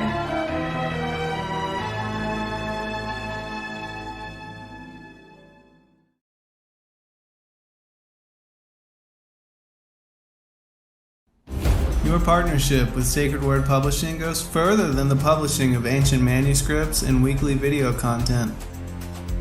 You also make a huge impact across the earth in orphanages in Myanmar, India, Uganda, and Kenya. Your support is crucial for the development of the ecclesia of real truth seekers. We thank you for joining us in hosting Secrets Revealed, Momentary Zen, the Digital Readers Club, Ask Me Anything series, and other shows that have helped lead so many to the truth of salvation. To become even more involved, please visit patreon.com/sacredwordpublishing, where you can partake in exclusive, interactive, patron-only content and help us continue shining the light of love in this darkened world.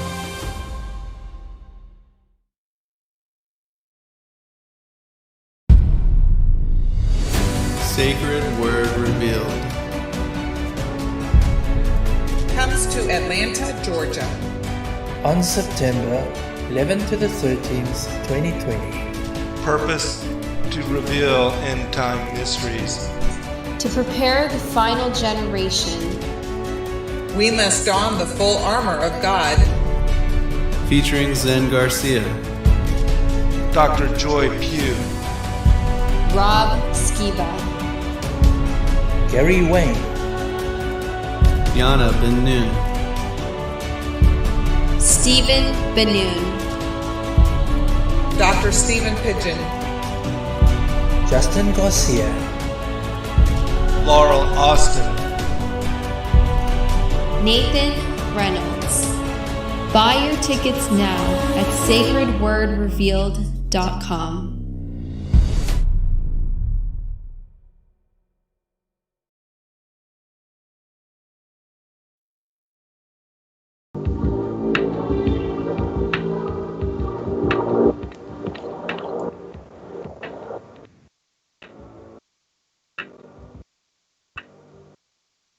All right, welcome back, everybody, for a final segment. And as always, the show is flying by. Yeah. Wanted to give you opportunity to comment or to bring up anything that you wanted to share, on what you had read, and then I can share something about the story of Abraham and how he was put into the fire and its connection to the Tower of Babel and also to brick making, which is a story I don't think a lot of people are familiar. Yeah. Well, going back to what we had talked about in one of the previous chapters, we kind of didn't really comment on it, was the issue of mastema, and how mastema is directly related to Satan, as we see a few verses down later, and right. And then Satan had 1/10 of the. So mastema is, there's so many different names. Satan is just it's a description. It's title, the accuser. Yeah, it's a title. Just Hasatan is the accuser. So there could be many Hasatans, but mastema, is he just one of many Hasatans, or is he the Hasatan, Satan, mastema? Yeah, I think personally that he is the, because he's over, all the others. And according to the story, Lucifer and rebellion, and then after, he tempted a third of the angels of the Most High to join him in insurgency and then being cast out, then the title, I believe, of Satan, the adversary of man and God, was given to him. But we also see that other names like Beliar, with means worthless, and other names. Yeah, Baal. Yeah, all that. I believe is alluding to the same individual, and we see that Isaiah 14 and Ezekiel 28 seem to be also related to this particular deity, this entity. Yeah, 14. I'm in recent years I've begun to look at Isaiah 14 differently. Lucifer, that wasn't actually in the text. That was a marginal note that Jerome wrote in the Vulgate as a marginal note. Just means like it's like Hillel, I think, or Hillel, something like that is the Hebrew word. Hillel. Yeah, shining one. Right. And so he wrote Lucifer in the margin, and then later that got inserted into the text. And so now everybody goes around thinking that Satan or mastema or whatever this entity's actual name is Lucifer, but that's not, it's been adopted. Right. It was not in any, Holy Spirit inspired text. That was a marginal note. And actually, when I go back and read Isaiah 14 now, it seems to me to be more of a description of Nimrod than Satan. As I look at it, because it's talking about King of Babylon, and he exalted himself, and how you are fallen to the sides of the pit, and all this stuff. Now I'm looking more at Isaiah 14 as a description of Nimrod, but I know people will debate that. But here we see mastema. It's the first time. I'm not aware of that name in any other Hebrew text. Are you? Does that name show up in any other writings? Yeah, it does. In the Ascension of Isaiah, it is also mentioned in there.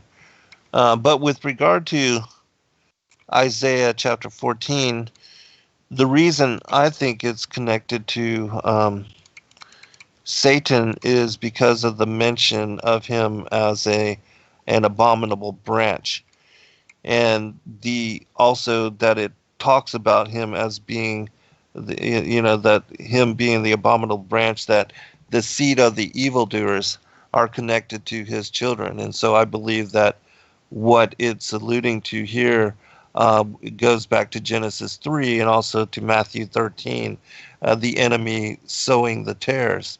And that it also says to, that God would wage war against him to prepare slaughter. Let me bring that up. Yeah, I got it up on the screen for people too. Isaiah 14. Yeah, the seed of evildoers.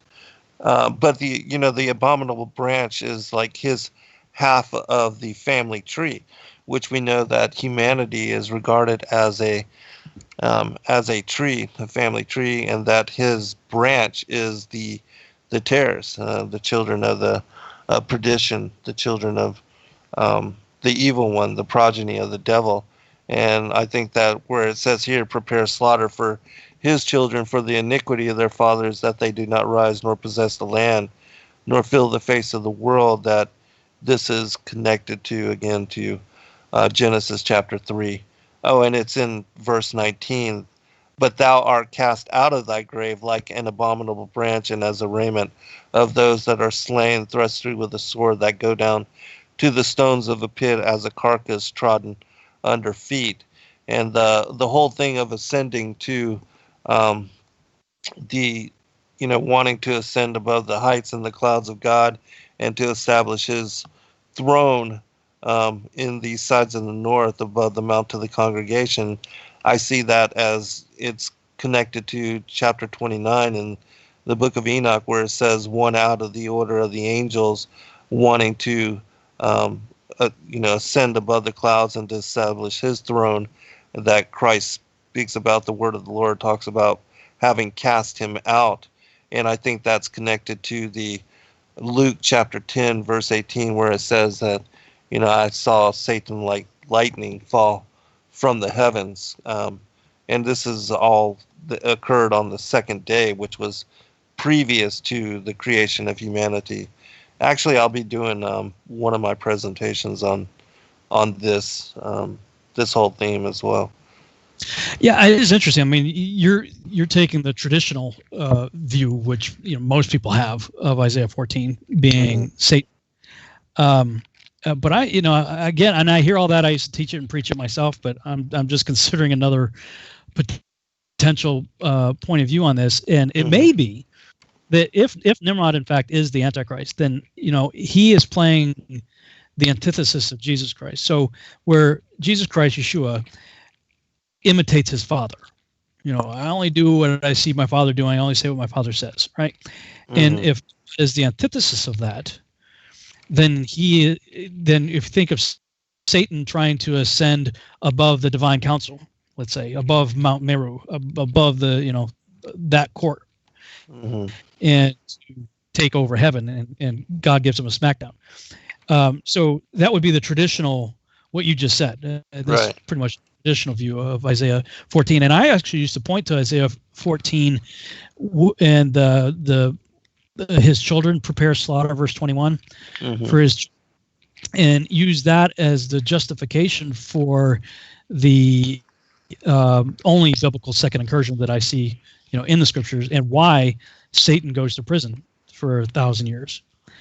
I used to teach that myself, that, why does Satan get locked up for 1,000 years in Tartarus? Well, because that's the prescribed judgment for, and this is before serpent seed. I was saying that, see here, if we assume Lucifer is real, as the name of Satan, then it's talking about his children here. Therefore, he is the only second incursion, and that's why he gets judged, the same way the angels did. And I still hold maybe to that to some degree.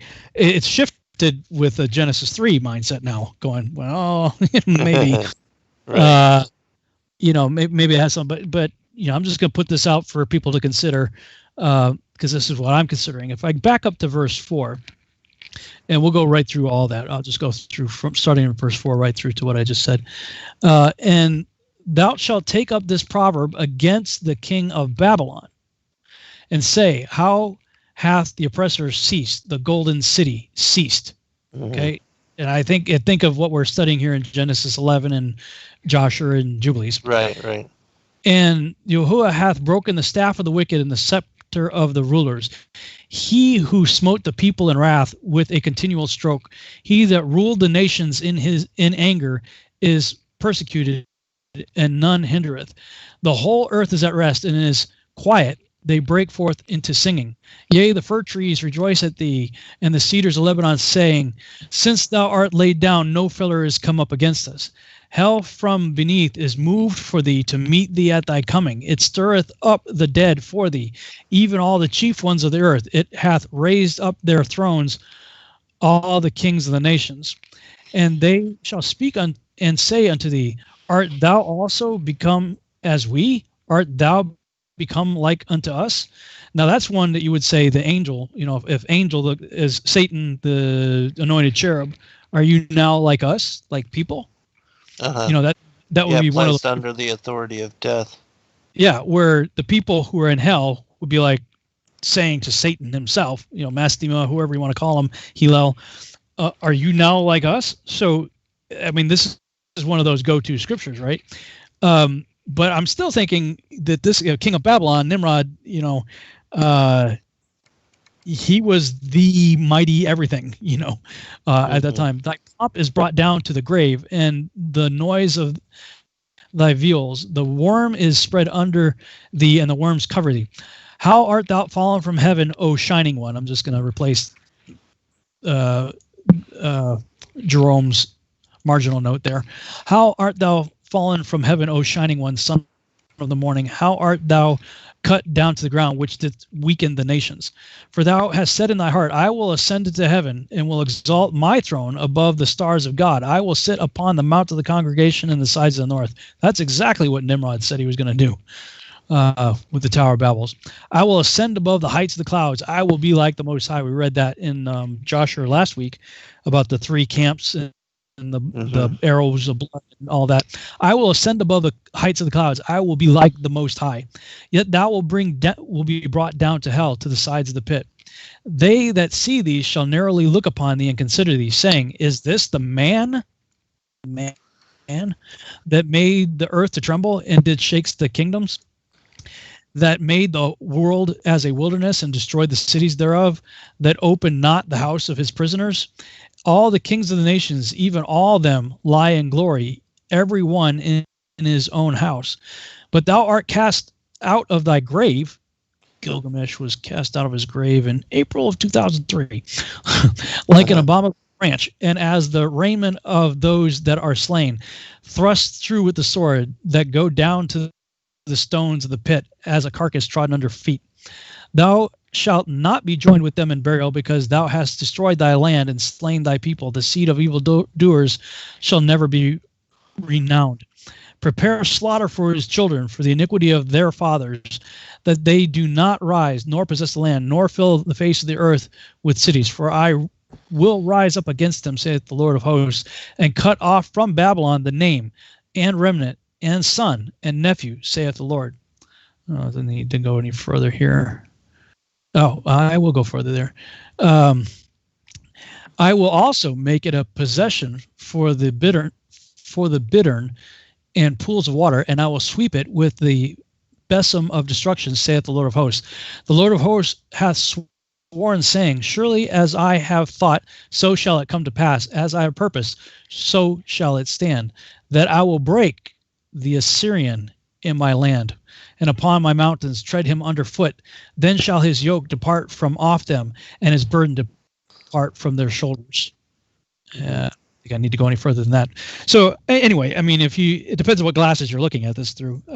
As I'm looking at what we're reading, everything about Nimrod and what he attempted to do with the Tower of Babel, and what has happened in the recent years concerning this character that became known by many names. I don't know, man. I mean, I can see Isaiah, and it could be. I can see, both, really, because it's a both and.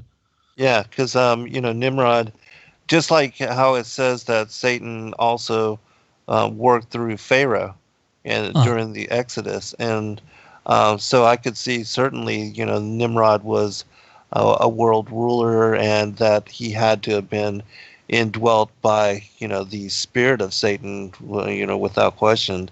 But with regard to the, as far as this being the person wanting to exalt himself to be like the Most High and then being cast down into the sides of the pit, I think that Satan rules in the interior of the earth, and that his domain is found within that. But, again, certainly I could see cases for both. But if you liken Nimrod to Osiris, and many scholars have, look at what in the Egyptian mythology, look what Osiris is doing in the underworld. Mm-hmm. Again, maybe it's not an either or, but a both and. Yeah, that's what I'm thinking. I want to share just a couple passages that are linked to this as well. And I had mentioned chapter 29 from the Secrets of Enoch. It says, "And one from out of the order of angels, having turned away with the order that was under him, conceived an impossible thought to place his throne higher than the clouds above the earth, that he might become equal in rank to my power. And I threw him out from the height with his angels, and he was flying in the air continuously above the bottomless. And then I created all the heavens, and the third day was." And so, this was on the second day that this happened, as far as when this angel was cast out. And not saying this isn't also connected to Nimrod, because I think it certainly is. But I'll just share one other passage, and this. Before you do, I want to address something you just said, because I think we've talked about this in previous shows. But if that's true, if what you just said is true, then the firmament is the prison bars. Right. Exactly. It is, and there's actually other passages which speak about that. And like I said, I'm going to do one of my presentations at the End Time Mysteries Revealed Conference on that as well. But to share one other thing that speaks about how Satan also was cast down and placed under the authority of death, and I think that Psalms 82 speaks about that. The counsel of the mighty. But anyways, this is from the first book of Adam and Eve. It says, "But now, O Adam, we will make known to thee what came upon us through him before his fall from heaven. He gathered together his hosts and deceived them, promising them to give them a great kingdom, a divine nature, and other promises he made them. His hosts believed that his word was true, so they yielded to him and renounced the glory of God. He then sent for us, according to the orders in which we were, to come under his command and to hearken to his vain promise. But we would not, and we took not his advice. Then after he had fought with God and had dealt forwardly with him, he gathered together his hosts and made war with us. And if it had not been for God's strength that was with us, we could not have prevailed against him to hurl him from heaven. But when he fell from amongst us, there was great joy in heaven because of his going down from us. For had he continued in heaven, nothing, not even one angel, would have remained in it. But God, in his mercy, drove him from amongst us to this dark earth, for he had become darkness itself, and a worker of unrighteousness. And he has continued, O Adam, to make war against thee until he beguiled thee, and made thee come out of the garden to this strange land where all these trials have come to thee. And death, which God brought upon him, he has also brought to thee, O Adam, because thou didst obey him and didst transgress against God. And so we see that, he was also placed under the authority of death. But there's one other aspect to this as well. It says, this is the first book of Adam and Eve. Cool. And this is one of the angels telling Adam the story of the war in heaven and the fall of Satan before his creation, and why he is waging war against he and his progeny. Cool. But when Adam came out and saw his hideous figure, he was afraid of him, and said unto him, Who art thou? Then Satan answered and said unto him, It is I who hid myself within the serpent, and who talked to Eve and beguiled her until she hearkened to my command. I am he who sent her through the wiles of my speech to deceive thee, until thou and she ate of the fruit of the tree, and ye came away from under the command of God. But when Adam heard these words from him, he said unto him, Canst thou make me a garden as God made for me? Or canst thou clothe me in the same bright nature in which God hath clothed me? Where is thy divine nature thou didst promise to give me? Where is that fair speech of thine thou didst hold with us at first when we were in the garden? And then Satan said unto Adam, Thinkest thou that when I have spoken to one about anything, I shall ever bring it to him or fulfill my word? Not so, for I myself have never even thought of obtaining what I asked. Therefore did I fall, and did I make you fall by that which I myself fell, and with you also. Whosoever accepts my counsel falls thereby. But now, O Adam, by reason of thy fall, thou art under my rule, and I am king over thee, because thou hast hearkened to me, and hast transgressed against thy God. Neither will there be any deliverance from my hands until the day promised thee by thy God. Again he said, Inasmuch as we do not know the day agreed upon with thee by thy God, nor the hour in which thou shalt be delivered, for that reason we will multiply war and murder upon thee and thy seed after thee. This is our will and our good pleasure, that we may not leave one of the sons of men to inherit our orders in heaven. Wow. Man, there's a lot going on there. Yeah. I mean, that, fully tells you that he is waging war against the children of Adam, and that, the whole thing, again, going back to the enmity between the seed lines, Genesis 3:15, it's all connected to even this. And even the war in heaven, I believe, is connected to the enmity that is ongoing between these two bloodlines here.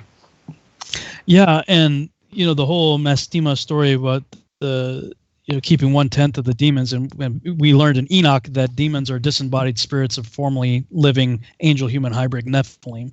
Mm-hmm. So, however many of those, I don't know that the same thing happens with, because I extend the definition of Nephilim to be essentially that which is corrupted from the original image and kind that God created it to be. Mm-hmm. So hybrid in general. So I would lump in animal-human hybrids just as much Nephilim as angel-human hybrids. But right. I don't see any indication. Maybe they do. I don't know. I don't if you kill an animal-human hybrid, do you end up with a demon also? I don't know. I just know that Enoch tells you when an angel mates with a woman and creates an offspring, and you kill that offspring, then its spirit becomes a wandering, unclean spirit called a demon. Mm-hmm. So however many of those were killed before the flood, they're all still out and about after the flood. Right. They're causing lots of problems. It's almost like they never left. And, Noah and his family's like, can you help us out here? And so yes, he gets rid of exactly. 80% of them. But the thought occurred to me that the other 10 that remained saw what happened to their brothers. And that's why Yeshua showed up. They were terrified. They're like, have you come to the pit before the time? Like, yes. Like they know that, they've been given a short amount of time, relatively speaking, to be here. But, when they saw the word walking by, they're like, wait, and they know that they have a time, and they know that he showed up. Right. It was before that time. I've always been intrigued by that. Like, have you come to torment us before the time? Like knowing. And this is interesting too, because I'm having lots of recent debates with people online, on Facebook, especially about preterism, the historist amillennialist view that all prophecy was, wrapped up in 70 AD. And I'm like, I don't think so. It's certainly not in the spirit, because the spirit realm, the demons knew that there was going to come a time when they were going to be, locked up. Right. They're like, they come to torment us before the time. In other words, we got 40 more years left. No, I think they knew they had quite a bit more time left. Yes. Yeah, I absolutely agree. And it's very intriguing that, whereas all of the prophecies that were laid out, and then even the Hebrew people, the Israelites, the Jewish people, the Pharisees denying Christ as Savior Messiah, that the devils and the demons certainly recognized him as the Son of God. Mm-hmm. Yeah, that should be a big sign right there. Yeah, exactly. When they're like, whoa, they knew who he was. Right. And if you can't get a clue from that, I mean, he's doing all these miracles, casting them out, and, they're accusing him of doing this by the power of the devil. And he's casting out these devils. Yeah. Yeah. Yeah, good stuff. So we just got as far as basically the birth of Abram. So there's more we can cover from both Joshua and Jubilees next week. I'm leaving for your conference on the 10th. So we should still. Are you still available to do it, or you got too much you got to do? I think that should be good. Okay, so we'll pick this up on my show then on the 9th next week, and maybe we could just keep going in Joshua and Jubilees, because time we get to Genesis 12, he's already grown up, and he's going into the land of Shechem at that point. So sounds good. All right, be blessed, everyone. Blessed, everyone. Thanks.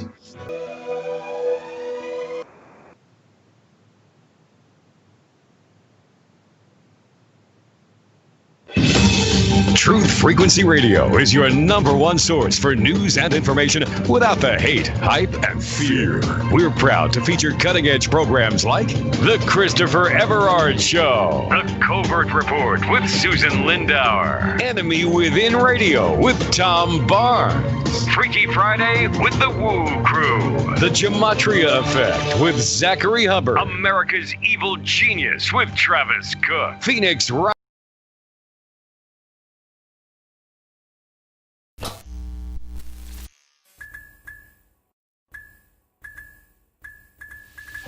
Thank you, everybody, for joining us for this video and this broadcast. We appreciate all of you, and thank you for your patronage. Please do like and subscribe and share with your friends. God bless all of you in your seeking.